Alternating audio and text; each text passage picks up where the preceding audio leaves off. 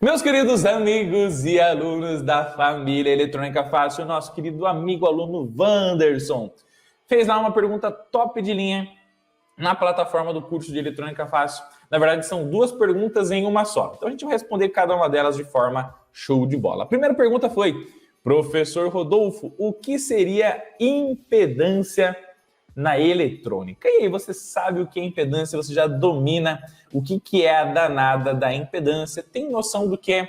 Deixa aí a sua opinião nos comentários, o seu like e vamos para cima. Tá bom?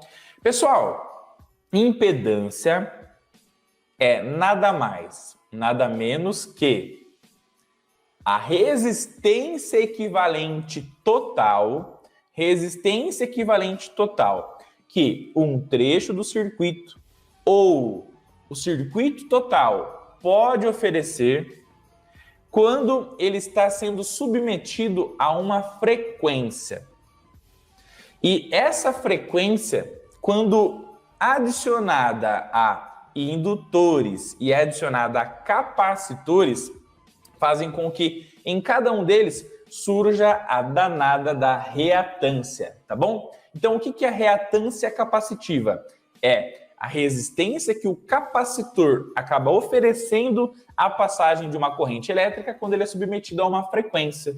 E o que é reatância indutiva? A reatância indutiva é a resistência que o indutor oferece quando ele é submetido a uma determinada frequência.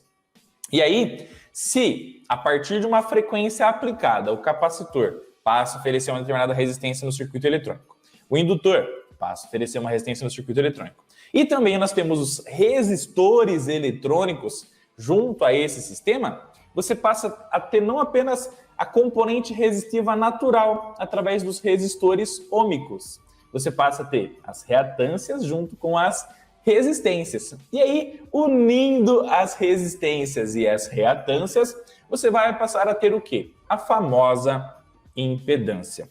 Então, a impedância é uma união da componente resistiva com as componentes de reatância vindas dos indutores e capacitores nos circuitos eletrônicos, tá bom? E quando você fala de alta impedância, você está falando do quê? De uma alta resistência equivalente gerada pelas resistências e reatâncias de um determinado circuito.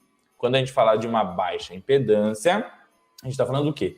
De uma baixa resistência que a união das componentes dos resistores e das reatâncias vai gerar ali naquele ponto uma baixa resistência elétrica.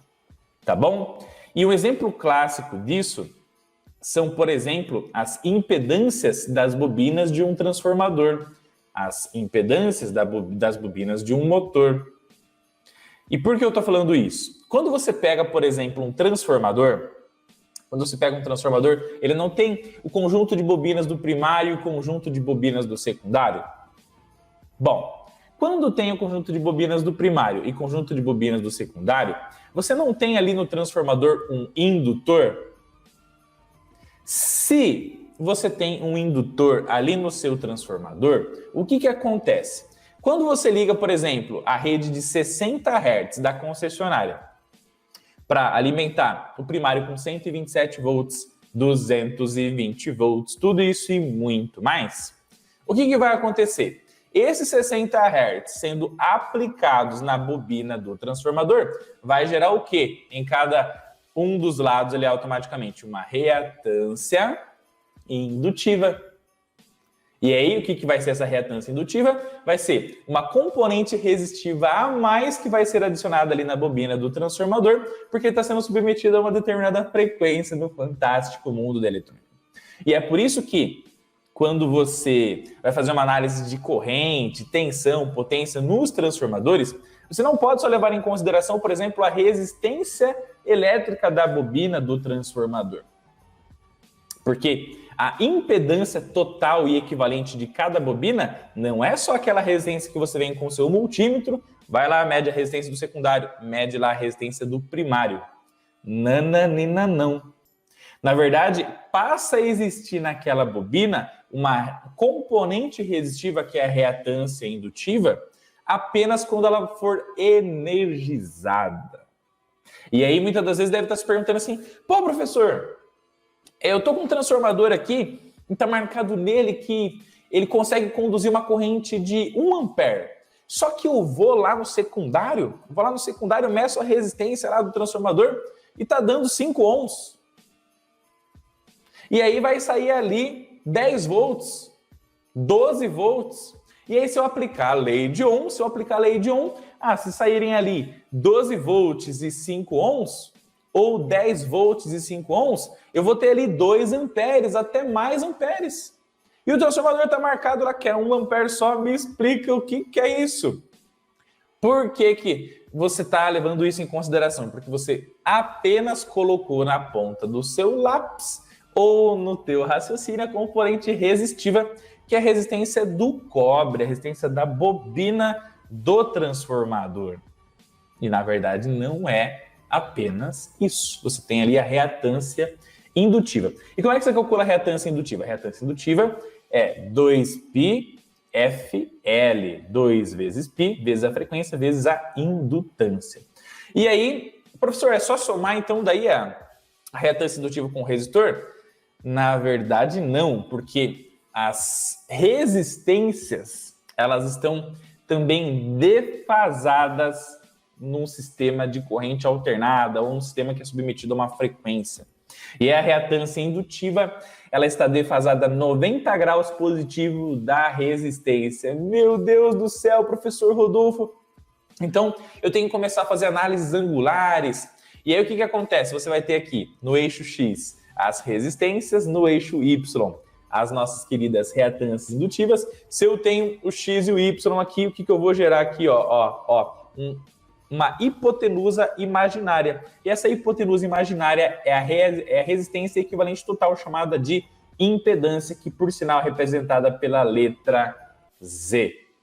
Toda impedância ela é representada pela letra Z, tá?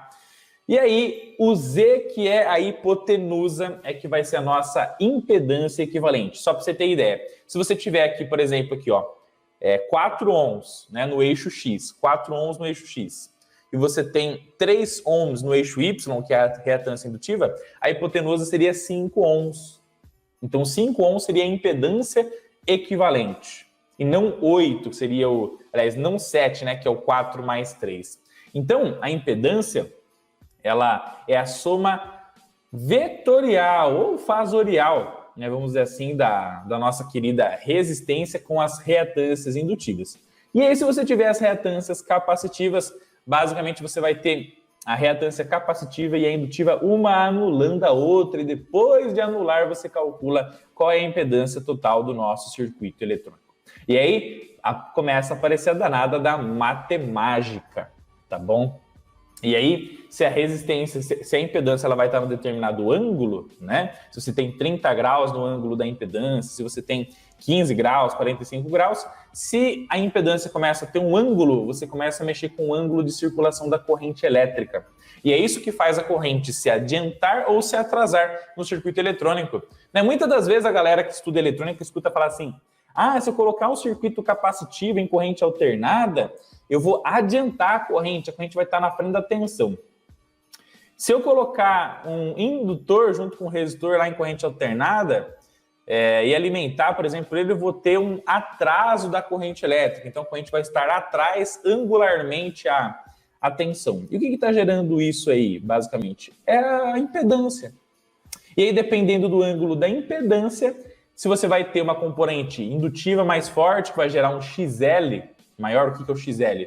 É reatância indutiva.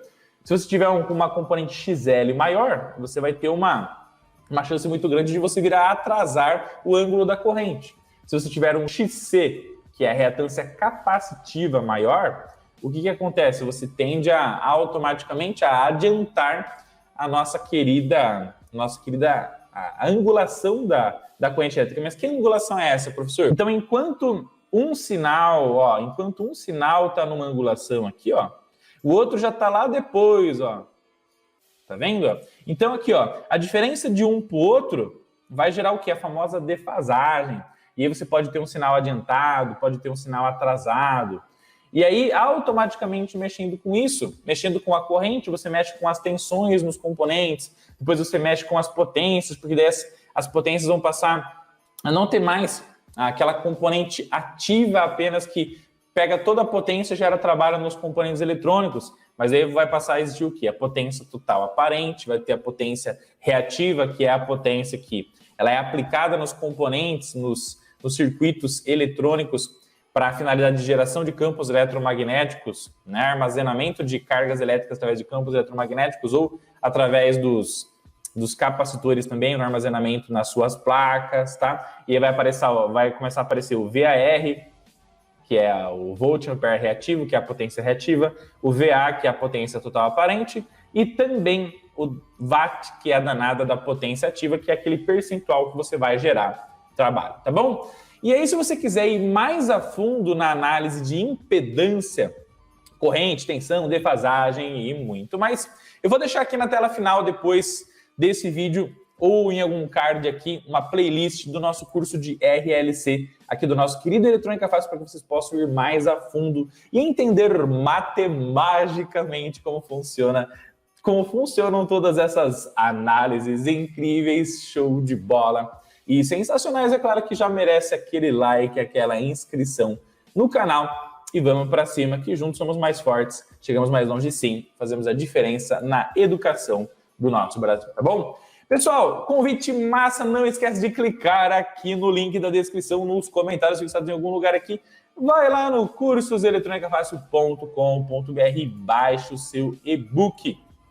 Baixe o seu livrão de mais de 270 páginas para você desbravar conosco, partindo do zero. Quer aprender eletrônica do zero? Quer baixar um livro top gratuitamente para você didaticamente já desbravar o mundo da eletrônica, estudar demais e ver que fantástico é esse mundo incrível, show de bola e sensacional? Acesse aí o curso eletronicafácil.com.br, deixe seu nome, seu e-mail, baixa o teu livrão, posta lá uma foto dele, marca a gente no Stories e vamos para cima, que juntos somos mais fortes, chegamos mais longe sempre. Se quiser fazer um curso completo também, vem para a família Eletrônica Fácil, tá bom? Um abraço, tamo junto e é claro que agora vem muitas perguntas mais e vamos pra cima!